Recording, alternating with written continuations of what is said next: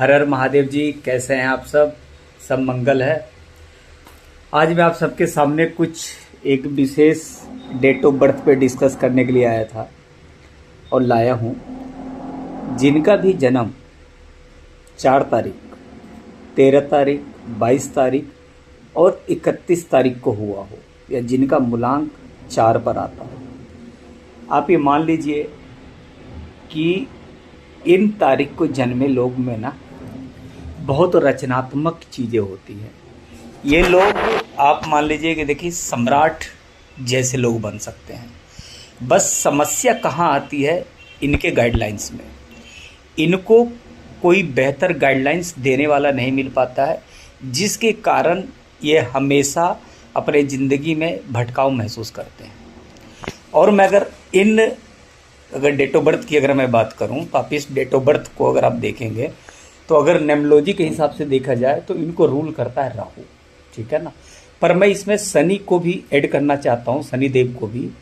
शनि जो हैं और राहु जो हैं, दोनों के दोनों एक ही प्लेनेट हैं। और अगर मैं प्लेनेट की अगर शक्ति देखूं तो देव और दैत्य दोनों की शक्ति इनके अंदर है। और अगर जिनकी कुंडली में या जिनका मूलांक है ये 4, 13, 22 और 31 अगर है, और उन्होंने अगर अपने माता पिता और गुरु को माध्यम बना लिया जीवन में, उनकी सेवा करने का, उनकी बात मानने का, उनकी हर एक शब्दों का पालन करने का, तो ये जिंदगी में चक्रवर्ती सम्राट बन सकते हैं। कैसे बन सकते हैं वो भी मैं आपको बताता हूँ। आपने सांप तो देखा होगा, जो स्नेक होता है। हम अगर देखें तो स्नेक का फेसिंग ना इस प्रकार से होता है। और अगर हम देखें इस प्रकार का जो फन होता है, और हम जो आशीर्वाद देते हैं वो इस प्रकार का देते हैं।